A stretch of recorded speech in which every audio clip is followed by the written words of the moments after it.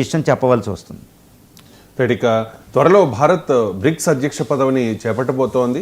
So Modi dollar స్థానంలో bricks కరెన్సీని తేబోతూ ఉన్నారా? అసలు భారత్ వ్యూహం ఎలా ఉంది? ఎస్ అండి, ఇప్పుడు బ్రిక్స్ అంటే మనకి తెలియని విషయం కాదు. బ్రిక్స్ అనేది one of the top most global organization on the earth surface. ఎందుకంటే it is rising. BRICS countries ఇప్పుడు దాకా G7 అనేది ఒకటి ఉంది. G7ని ఆల్రెడీ అధిగమించింది. 2017లోనే PPP పర్చేజింగ్ పవర్ పారిటీలో బ్రిక్స్ దేశాలు G7 దేశాలను అధిగమించేసినాయి. G7లో పశ్చిమ దేశాలే ఉంటాయి, కానీ బ్రిక్స్లో ఈ డెవలపింగ్ అండర్ డెవలపింగ్ కంట్రీస్ కూడా ఉంటాయి. ఈ బ్రిక్స్ దేశాల్లో ముఖ్యంగా ఉన్నది భారతదేశం, China, Russia, south Africa, Brazil. ఈ బ్రిక్స్ దేశాల కూటమికి 2026లో అంటే ఈ January 1కి అంటే కేవలం నెలన్నర వ్యవధిలో భారతదేశం అధ్యక్షురాలుగా ఆ పదవిలోకి రాబోతుంది. అంటే 2026 మొత్తం భారతదేశమే బ్రిక్స్కి సంబంధించిన నిర్ణయాలు తీసుకోబోతున్నారు. బ్రిక్స్ సమ్మిట్ కూడా న్యూఢిల్లీలో జరగబోతుంది. ఇప్పుడు 2026 చివరిలో బ్రిక్స్ సమావేశం న్యూఢిల్లీలో జరగబోతుంది, అంటే ఇండియాలో జరగబోతుంది. అంటే బ్రిక్స్ నిర్ణయాలన్నీ భారతదేశమే నిర్ధారిస్తుంది. ఇప్పుడు ఇండియాకు ఒక అద్భుతమైన అవకాశం వచ్చింది. ఏం అవకాశం? ట్రంప్ టారిఫ్ల వల్ల ఇబ్బందులు పడుతున్నాం.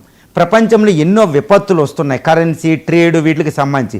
భారతదేశం చాలా కీలకమైన అధ్యక్షురాలి పాత్రలకు బ్రిక్స్ దేశాలకు వస్తుంది. ఇప్పుడు భారతదేశానికి ఒక పెద్ద అజెండా పెట్టుకుని వెళుతుందని తెలుస్తుంది. అజెండా ఏంటంటే నెంబర్ 1 ఒకటేనండి. అదేంటంటే బ్రిక్స్ కరెన్సీ బదులు, అంటే బ్రిక్స్ కరెన్సీని తీసుకొచ్చి డాలర్ పతనాన్ని శాసించడమా అనేది నెంబర్ 1 అజెండా అవ్వబోతుంది. నెంబర్ 1. నెంబర్ 2 అజెండా ఏంటంటే ఆల్రెడీ బ్రిక్స్లో 5 దేశాలతో పాటు 13 దేశాల దాకా వచ్చినాయి. ఇంకా 23 దేశాలు బ్రిక్స్లో మాకు సభ్యత్వం కావాలని అప్లికేషన్ పెట్టుకున్నాయి. ఇండియా ఈ బ్రిక్స్ని కేవలం 5 దేశాలు కాకుండా మిగిలిన 23 దేశాలని జాయిన్ చేసుకునే అవకాశాలు ఇండియాకు ఉన్నాయి. ఎందుకంటే ఇండియా అధ్యక్షురాల పాత్రలో ఆ నిర్ణయం తీసుకోవచ్చు, మిగిలిన కంట్రీస్ని ఒప్పించి.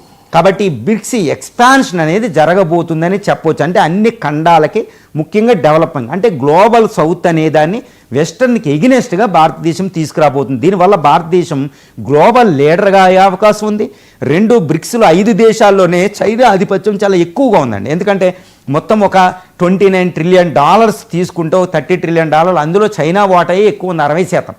కాబట్టి చైనా ఆధిపత్యాన్ని తగ్గించాలంటే బ్రిక్స్లో మిగిలిన ఒక డజన్ కంట్రీలను దాంట్లో తెచ్చేయాలి. కాబట్టి ఇండియా అది ఒక పెద్ద అజెండా. దానివల్ల గ్లోబల్ ఎక్స్పాన్షన్ అవుతుంది, గ్లోబల్ సౌత్ అనేది ఎక్స్పాన్షన్ అవుతుంది, పశ్చిమ దేశాలను అధిగమించవచ్చు. సో ఇండియాకి చాలా ప్రయోజనాలు ఉన్నాయి. కాబట్టి అతిపెద్ద అజెండా అవబోతుంది. తర్వాత గ్లోబల్ ప్రధానమైన ఇష్యూస్ అయిన యుద్ధాలని శాంతింపజేయడం, యుఎన్ఓని స్ట్రెంగ్తన్ చేయడం, శక్తివంతం చేయడం, ఐక్యరాజ్య సమితిని, తర్వాత యునైటెడ్ నేషన్స్ సెక్యూరిటీ ఆర్గనైజేషన్లో ఇంకా పూర్తి సభ్యత్వం గల ఇండియా లాంటి దేశాలకు సభ్యత్వం ఇవ్వమని, UNCTAD united nations trade and టారిఫ్స్ని, WTO వీటిని ఎక్కువ అభివృద్ధి చేయడం, అమెరికా ఏకపక్ష ధోరణి ట్రేడ్ విషయాల్లో ఆంక్షలను వాటిని పక్కన పెట్టండి అనే విషయాల మీద ఇండియా వెళ్ళబోతుంది. తర్వాత climate change, renewable energy, terrorism మీద భారతదేశం ముందుకెళ్ళబోతుంది. అంటే ఈ అజెండా చాలా అద్భుతమైన అజెండా పెట్టుకుని వెళ్తుంది. కానీ ఇక్కడ ప్రధానమైన సమస్య ఏంటంటే బ్రిక్స్ కరెన్సీని డాలర్ బదులు తెచ్చేస్తారా? ఇది ఇండియా చేతిలో ఉంది. కాబట్టి డొనాల్డ్ ట్రంప్కి ఈరోజు భయపడుతున్నారు. డొనాల్డ్ ట్రంప్ ఇప్పుడు దాకా ఇండియాని పట్టించుకోలేదు, మోడీని పట్టించుకోలేదు. కానీ అధ్యక్షురాలి పాత్రలో ఇండియా వచ్చేటప్పటికి ఆయన జాన్యువరిలోని ఇండియా వస్తున్నారు. అంటే బ్రిక్స్ కరెన్సీని లేట్ చేయమని ఇండియాని బతిమలాడుకున్నట్టే. ఎందుకంటే ఆ విషయాన్ని మనం జాగ్రత్తగా చూడాలి. ఎందుకంటే ట్రేడ్ డీల్ అవి కుదుర్చుకుంటే అమెరికా మీద మన కోపం లేకపోతే డాలర్ని కొంచెం లేట్ చేయొచ్చు ఇండియా. అందుకని ఇండియా చేతిలోనే ఉంటుంది ఇప్పుడు బ్రిక్స్ నెక్స్ట్ 1 ఇయర్ అనేది. తర్వాత చైనా, తర్వాత రష్యాలు మనకు వరాలు. ముఖ్యంగా చైనా ఈ రేర్ ఎర్త్ మినరల్కి సంబంధించి అమెరికా మీద ఆంక్షలు విధించింది కాబట్టి ఇండియాకి సప్లై చేస్తూనే ఉంది. ఇండియాని కాకాపడుతుంది చైనా. ఎందుకంటే బ్రిక్స్ కరెన్సీ అనేది వచ్చేయాలి. రావాలంటే ఇండియా ఒప్పుకోవాలి. ఎందుకంటే అక్కడ ఏకాభిప్రాయ సాధనతోనే బ్రిక్స్ కరెన్సీ తెస్తారు బ్రిక్స్ కూటమిలో. కాబట్టి ఇండియా ఒప్పుకుంటే వెంటనే బ్రిక్స్ వచ్చేస్తాయి. ఎందుకంటే మిగిలిన 4 దేశాలు ఒప్పుకున్నాయండి. అక్కడ ఇండియా ఇంకా అనలేదు, ఏమీ అనలేదు. మన బ్రెజిల్లో పెట్టిన సమావేశంలో ఇండియా అటెండ్ కాలేదు. మోడీ గారు వర్చువల్ సమావేశంలో జైశంకర్ గారినే పంపారు. అంటే బ్రిక్స్ కరెన్సీకి ఇండియా ఈజ్ ఎగ్నెస్ట్ అని తెలుస్తుంది. ఎందుకంటే ఇప్పటికిప్పుడు బ్రిక్స్ కరెన్సీ తెస్తే చైనా ఆధిపత్యం వస్తుంది. దాని బదులు డాలర్ ఆధిపత్యం, అమెరికా ఆధిపత్యమే మనకు ఉత్తమం చైనా ఆధిపత్యం కంటే. ఎందుకంటే చైనా ఆధిపత్యం వచ్చి బ్రిక్స్ కరెన్సీ వచ్చేస్తే డాలర్ ఆధిపత్యం తగ్గిపోతే రూపాయి ఏమైనా వచ్చేస్తా. ఎందుకంటే చైనా పాత్రే కీలకంగా ఉంటుంది. ఎందుకంటే బ్రిక్స్లో 60% జీడిపి దాని దగ్గరే ఉంది.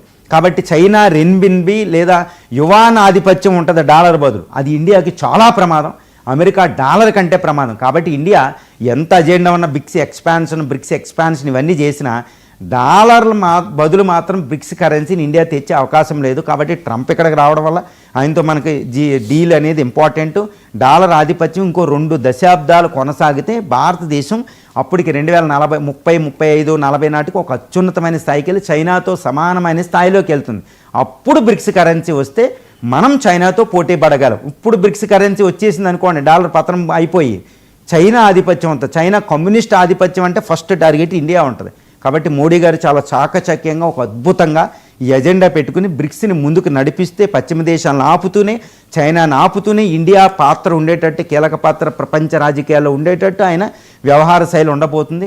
ఏమైనప్పటికీ 2026 జనవరి నుంచి భారతదేశానికి అత్యున్నతమైన అవకాశం బ్రిక్స్ అధ్యక్షురాలుగా రాబోతుంది. రైట్. ఇక 3.5 ఏళ్లకు పైగా